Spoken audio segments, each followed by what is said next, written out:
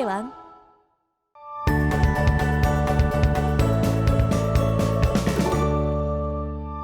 오늘 학습할 단어는 등차 수열의 일반항입니다. 우리가 수열 단어를 이제 처음 배우는 날이죠. 그래서 일단 등차 수열을 배우기 전에 수열이 뭔지 먼저 한번 배워보도록 할게요. 수열이 뭐냐면 2, 4, 6, 8과 같이 차례로 나열된 수의 열을 수열이라고 합니다. 숫자가 나열되어 있는 것을 수열이라고 해요. 그리고 나열된 각 수를 그 수열의 항이라고 합니다. 예를 들어 2도 이 수열의 항이고요. 6도 항이고 4도 항이고요. 8도 항입니다. 이렇게 하나하나를 항이라고 부를 거예요. 자, 그러면 이렇게 2, 4, 6, 8 이렇게 쭉 나열되어 있어요, 숫자가. 그런데 우리는 첫 번째 오는 숫자를 첫째 항이라고 합니다. 첫 번째 오는 거를 첫째 항. 두 번째 오는 거를 둘째 항이라고 하겠죠. 둘째 항. 이렇게 이름을 붙이고요. 또 다른 이름은 제1항, 제2항 이런 식으로도 이름을 부를 수가 있습니다. 기호로는 어떻게 표현할 수 있냐면 얘를 A의 1이라고 쓰고요. 얘는 A의 2, 얘는 세 번째 항이니까 3이라고 쓰고요. 네 번째 항이라 A4라고 씁니다. 여기서 A는요. 꼭 A라고 쓸 필요는 없어요. 우리가 집합에 A, B 이름을 붙이듯이 수열에도 이름을 붙인 겁니다. B로 표현을 해도 되고요. X로 표현을 해도 상관이 없습니다. 자, 그러면 우리가 이렇게 수열을 나타낼 수 있는데 얘네들을 모두 합쳐서 이렇게 나열된 수열들을 합쳐서 이렇게 중괄호를 쓰고요. A의 N 이렇게 쓸 수 있습니다. 그래서 N에다가 1을 넣으면 첫 번째 항, 2를 넣으면 두 번째 항 이렇게 되는 겁니다. 그리고 우리가 이제 수열에서 제일 중요한 건 일반항이라는 걸 구하는 건데요. n번째 항, 즉 AN을 일반항이라고 하고요. 이거를 구하는 연습을 할 겁니다. 자, 넘어가겠습니다. 등차 수열의 뜻인데요. 우리가 이제 이 수열 중에서 가장 먼저 배우는 수열이 등차 수열이에요. 등차 수열. 자, 여기 지금 예시가 하나 있는데요. 1, 4, 7, 10. 자, 한번 숫자를 볼게요. 1, 4, 7, 10. 자, 숫자들이 어떤 규칙을 가지고 있어요? 3을 더하고요. 3을 더하고 3을 더하고 계속 3을 더하는 거예요. 이렇게 똑같은 숫자를 계속 더해서 그 숫자들을 나열하는 수열을 우리는 등차 수열이라고 합니다. 자, 교재를 볼게요. 첫째 항부터 차례로 일정한 수를 더하여 만들어지는 수열을 등차 수열이라고 한다고 적혀 있어요. 자, 그리고 우리가 등차 수열이 꼭 3을 더하는 건 아니겠죠. 꼭 3을 더하는 건 아니고요. 이렇게 똑같은 수, 더해지는 이 똑같은 수를 우리는 공차라고 합니다. 공차.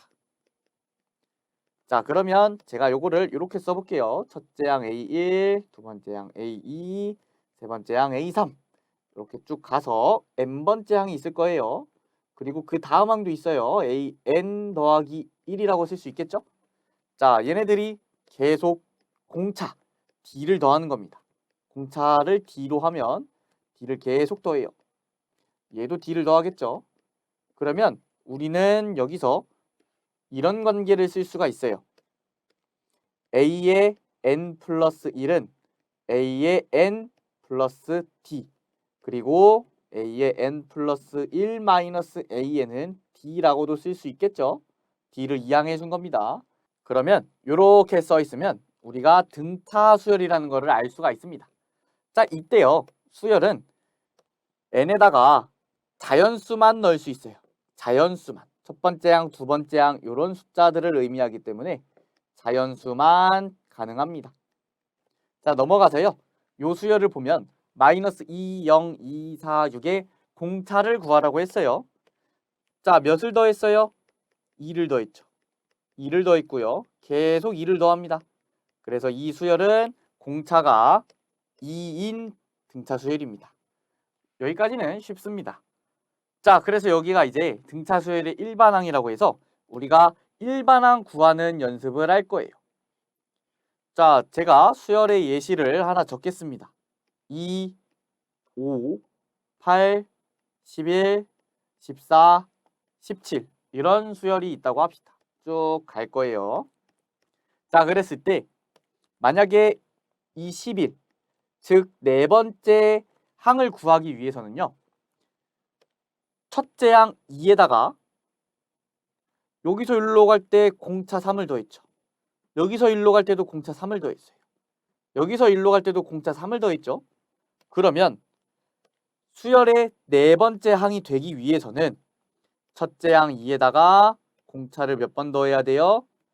3번 더하고 11이 되죠. 즉 첫째 항 2에다가 공차를 3번 더해서 11이 되었습니다. 다섯 번째 항을 볼게요. 다섯 번째 항 A5는요. 첫째 항 2에다가 공차를 몇 번 더했어요? 4번 더했습니다. 이렇게 쭉 4번 더하고 14가 된 거예요. 이렇게 쓸 수 있겠네요. A5는 2 플러스 3 곱하기 4, 즉 15라고요. 그럼 만약에 n번째 항이면요. 공차를 몇 번 더 있을까요? 우리가 이렇게 A4와 A5에서 알 수 있듯이 공차는 간격이라서 항의 개수가 아니라 간격 개수라서 항의 개수보다 하나 적습니다. 그래서 AN을 구하려면 첫째 항 2에다가 공차를 몇 번 더해요? 간격 개수 n-1개를 더하는 겁니다. 즉 3n-1이라고 쓸 수 있죠. 우리가 이렇게 AN을 구하는 과정을 일반항을 구한다고 표현을 해요. 우리가 이 일반항을 구하는 게 제일 중요하고요. 만약에 첫째 항이 A고 공차가 D인 등차 수열이면 AN은 A 플러스 n-1의 D라고 표현을 할 수가 있습니다. 이렇게 우리는 일반항을 구할 거예요.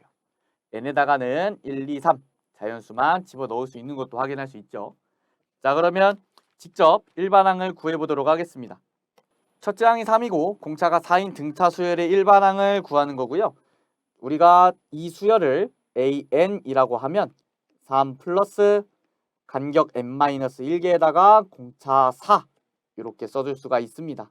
그래서 3 플러스 4n-4고요. 4n-1을 우리가 일반항으로 구할 수 있는 겁니다. 자, 이번엔 등차 중항인데요. 세수 A, B, C가 등차 수열을 이룬대요. 그러면 우리가 A가 있어요. 얘가 B가 되기 위해서는 공차 D를 더해줘야 되죠. 그리고 또 공차 D를 더해야 C가 됩니다. 그러면 이런 식을 쓸 수가 있어요.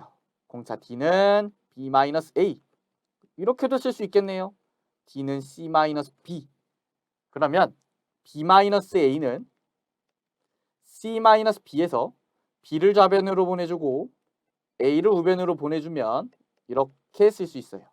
그래서 B는 2분의 A 플러스 C라는 식이 유도가 되는 겁니다. 이렇게 가운데 있는 항은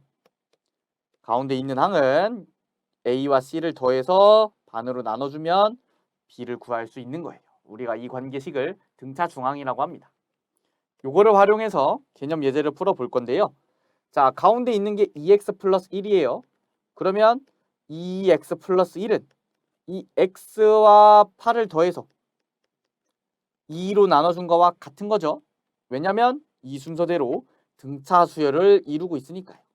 자, 그래서 양변에 2를 곱해주면 4x 플러스 2는 x 플러스 8이고 3x는 6이니까 x는 2라고 우리가 구할 수가 있습니다. 자, 여기까지 해서요. 우리가 오늘 등차 수열에 관한 내용을 모두 학습을 했습니다. 다음 시간에는 또 다른 수열인 등비 수열을 배울 거예요. 그래서 등차 수열과 조금 헷갈릴 수 있으니까 등차 수열 내용을 꼭 꼼꼼하게 복습을 하고 다음 강의를 듣도록 하는 게 좋을 것 같습니다. 자, 오늘 강의는 여기까지 하도록 하겠습니다. 고생하셨습니다. 감사합니다.